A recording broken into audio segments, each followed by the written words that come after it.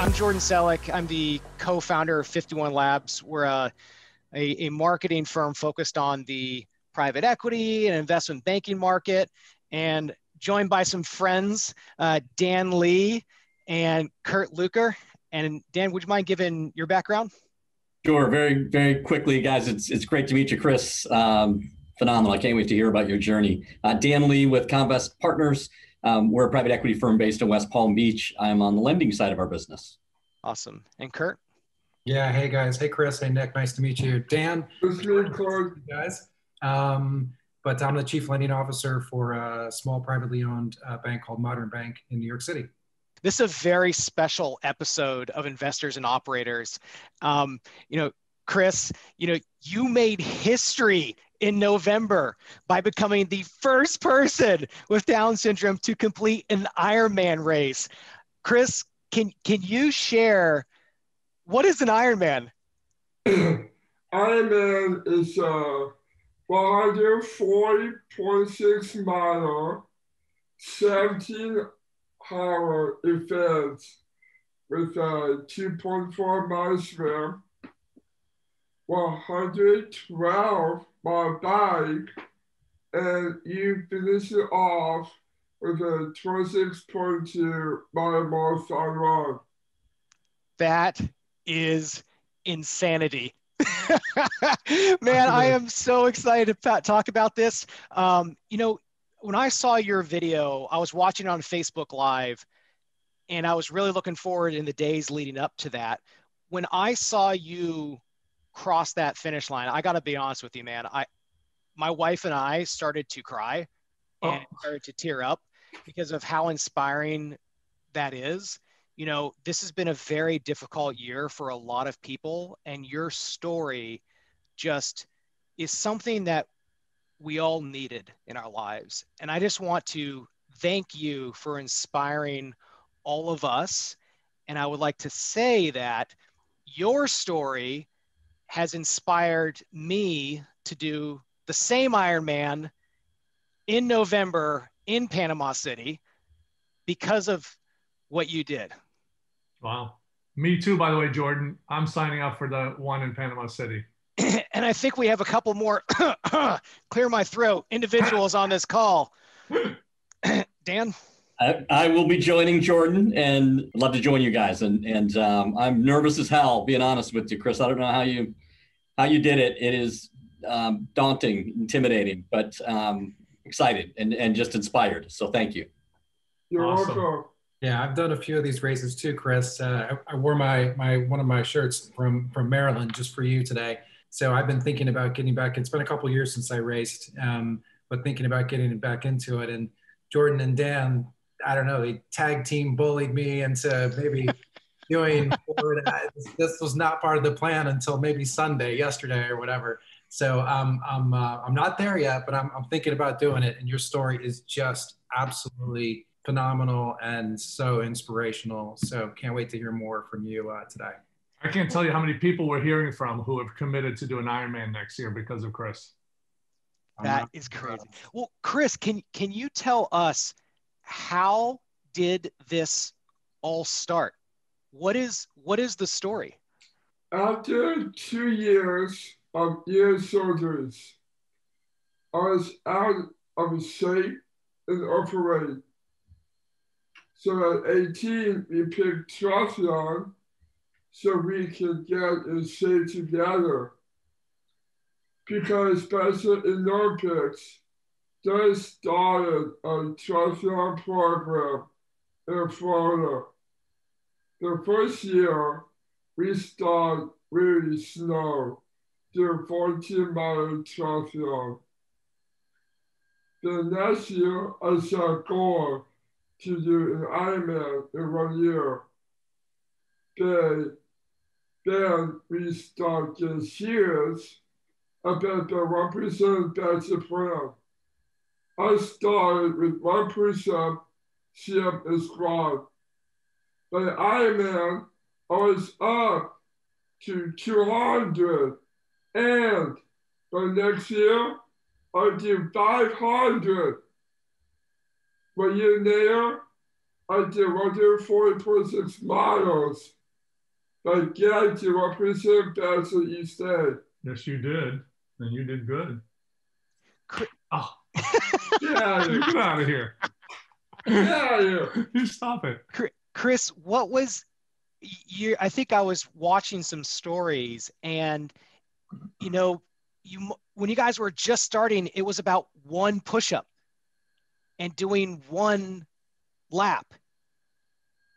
Yep. What was it like starting from nothing and building up to that? And so I sit in couch, right? So yeah, sitting on the couch. Yeah. So I went from couch 2 years, but doing Ironman, and that's why I want to impress other smoking hot blondes. You stop with the blondes already. You stop it. Okay, so let's talk about the blondes, because that isn't that's on your dream board. Yeah. Chris, tell me, what is on your dream board? When it gets hard, I think about my dream. My dream is to make my own money, to buy my own car, buy my own house, and marry a smoking hot blonde from Minnesota with my mother. You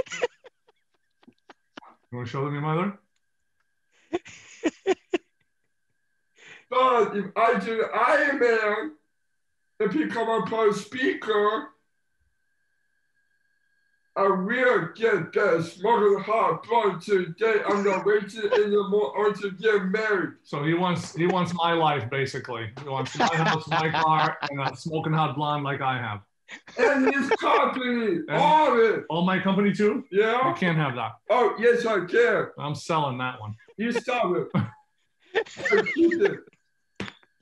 I'm not keeping it. Yes, you are. Get out of here. I'm selling it. Get out of here. Let them ask you questions, will you? Okay, fine. Ow. Guys, so we have 3, and there's another one who could be joining soon. How do you prepare? Can you talk about, your training schedule, maybe in the last year, your nutrition, your mentality? Can you share about the best way to prepare? I started slowly, but with 1% better each week. I do a little more. Now I train for about 4 hours each day. I do swim and strength 2 days. I do bike and run 2 days. Then on weekends, I train 6 to 8 hours each day by doing a 100-mile bike ride, an 18-mile run, and I do stretching and recovery every day with a Waffle House and pancakes and my smoking hot blondes. Yes, you do. My plate. Yes, you do. Chris, I wish I would have known about this preparation before I committed to it with Dan, Kurt, and the others. Wow, I should have read a little bit more about this. So, well, you got to remember, Chris. You got to remember, Chris with Down syndrome has to work much, much harder than you do to achieve the same goals. So you may not need to work nearly as hard as Chris. Well, can you guys talk about the race? Can you break it down into the 3 parts and just walk me through first the swim, then the bike ride, then the run? Sure, you want to tell them about that? The swim was fun and easy. 2 hours, that's easy? You're silly. The bike was fun. Really? Until by 40. And what happened there? I got attacked by red ants. Oh. Ankle, foot, and private parts. And then what happened? Then by 50, I crashed and skidded my bike. Were you bleeding? baby. Oh. You got backwards echo toward you. Stop it, you bite. And then what happened? Then the one was really hard. I heard it's a marathon. On my 10, I had pain everywhere. And I wanted to quit. But my dad met me on my 14 and asked me what's going to win, my fake pain or my dream. And what did you say? And then I told him my dream. And then what did I say? And then he said, okay, you have God's angels with you. What was the question that you had in your mind when it got really difficult? Can you say that again? What was the question Daddy asked you? He wants you to know the question. What did I ask you? I said, so we'll bring this. We'll show you exactly how we do it, right? I go up to him and we do this. Give me a hug. And I tell him, everything's going to be okay, baby. Everything's going to be fine. And I say, okay, buddy, it's a battle, right? It's a battle between the fake pain and your dreams. What's going to win? And then you said, my dream. And I said, okay, baby, I'll see you at the finish line. And you'll have your dreams there. And that's it. That's what gets him going. That and then he bops awesome. me and off he goes. Oh, man. So, Nick, what about you? You know, how have you grown as a father, as a parent? What is your message to the parents out there who might have kids with special needs and just every parent out there? Sure. The first part was that I actually got engaged in being involved in something that was important to him and to me. So I've been very busy with work, and, you know, like all of us, we can get really busy with life around us. And I didn't spend nearly as much time with him as I should have before. And a couple of years ago, we both decided we were just going to get in shape. And so I got engaged in his life. So the first, you know, message I would have to fathers and mothers and others, yes, our careers and our businesses and our jobs and other things are important, but our kids are probably more important. Not probably, but definitely more important. So that's the first lesson. I got engaged, and then I stayed engaged. And in the process of staying engaged, we learned a lot together. And so we learned, we documented things, we made adjustments, and we continued to get better together. And in the process, we spent a lot of time together. We had a lot of fun.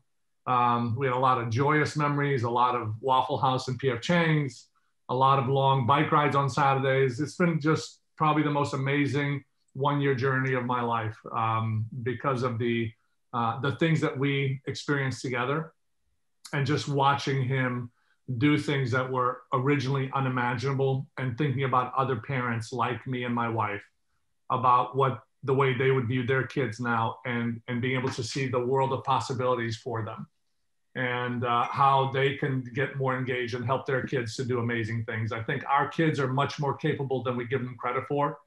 I didn't realize that until we started doing more things together, until I started seeing the breakthroughs. And then the more I saw, the harder I pushed them, and the further we went, and the more he kept surprising me every time. And so, you know, as you all know, right, Kurt, you've done an Ironman, so you know what it takes to do an Ironman. That's a pretty grueling experience for 1 year training to do that, right, for any person. And what Chris taught me in the process was that something I never thought was possible is now possible.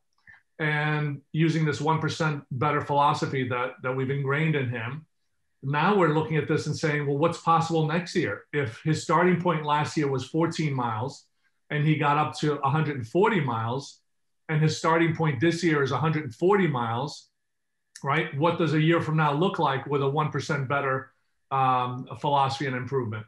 And so I would say to the parents out there, your kids are so much more capable than we give them credit for. The first step is to get engaged, believe in them, and help them to pursue their dreams. So as you notice, I don't sugarcoat Chris's language and how he feels about his dreams, because those are his dreams, not mine. That's what he wrote down. And so it may be politically incorrect to some people, but I honestly, I don't really care because it's what fuels him and it's his dream and it was important to him. And it means something to him. When he talks about a smoking hot blonde, he's really talking about someone like his mother, who's just beautiful, wonderful, caring, loving, who's taken care of him his whole life. And he wants that for himself. And you know, he says it by saying smoking hot blonde, but he means all of that, you know, an amazing woman in a package that took care of him. So that's what we as parents can do, is we can be that example for them, and we can help them strive for much bigger goals than we previously thought were possible. So hopefully more parents will see that and will get engaged and help their kids pursue bigger dreams. Yeah, that's amazing, Nick. Thank you for sharing that. And it is, it's remarkable. I mean, what you guys have accomplished is truly astonishing. And I've had a similar journey with my son where he doesn't engage in the types of things that I thought we'd engage in. And for years, I used that as an excuse for us not to have a very close relationship or not engaging.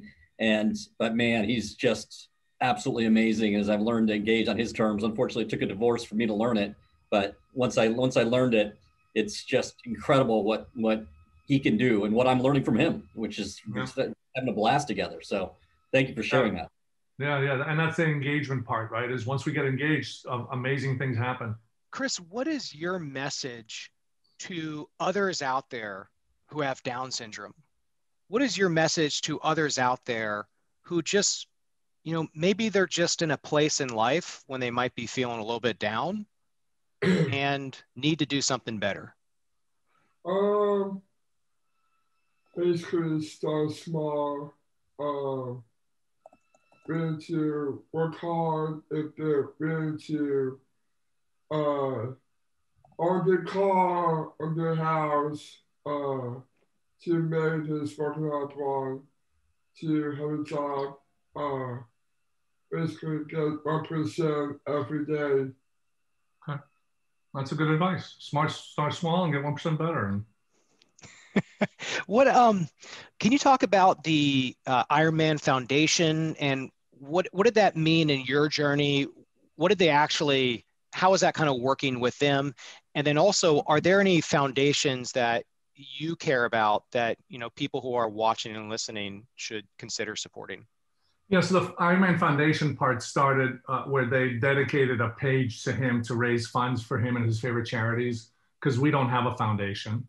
And so they agreed to donate 100% of any donations made in Chris's name to 4 of Chris's favorite charities. So those fall into 2 buckets. One is Special Olympics, and the other is Down Syndrome Organization. So in this foundation, where we've been raising money for the last few months, Chris has raised $60,000 so far, and the money is going to go in equal parts, 100% of that to Special Olympics Florida, National Down Syndrome Society, RODS, which is Racing for Orphans with Down Syndrome, and then a local Down Syndrome organization here in Central Florida. And that's where, so they're each going to get a check by the end of the year that's going to help support their foundations.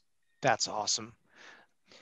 You know, when you look at the future, Chris, what are some of your big racing goals? What are some of your, do you want to focus on triathlon and do more, or an ultra marathon, or what are your next big racing and exercise goals? I'll be doing the Kona, Hawaii. Wow. So that's next year, October. And then what are you going to do the year after? Doing USA Games. Yeah, Special Olympics USA Games in Orlando in 2022. And then what? And then I'll be doing World Games in Germany. World Games in Germany. And then, I'm not waiting anymore. And I'm about to go to Hawaii for, cause I'm getting married. You're getting married, huh? First you got to find a wife. Details. Yeah. Big goal. That's hard. Oh, you stop it. Chris, that is absolutely awesome. I'm very excited to be watching you along your journey. And, I think I just want to let you know how much your story, your family's story has a real impact on making us live a better life. It just reminds us why we live and why we exist. And no matter what we go through, that we can always get better. And I want to thank you for being an amazing example for what human potential can be. Thanks, man. Thank you, Jordan. Thank Guys, you. I hope to see you someday soon. I hope so too. Thanks Thank so you all much. for the time. Thank See you later. Bye. Bye.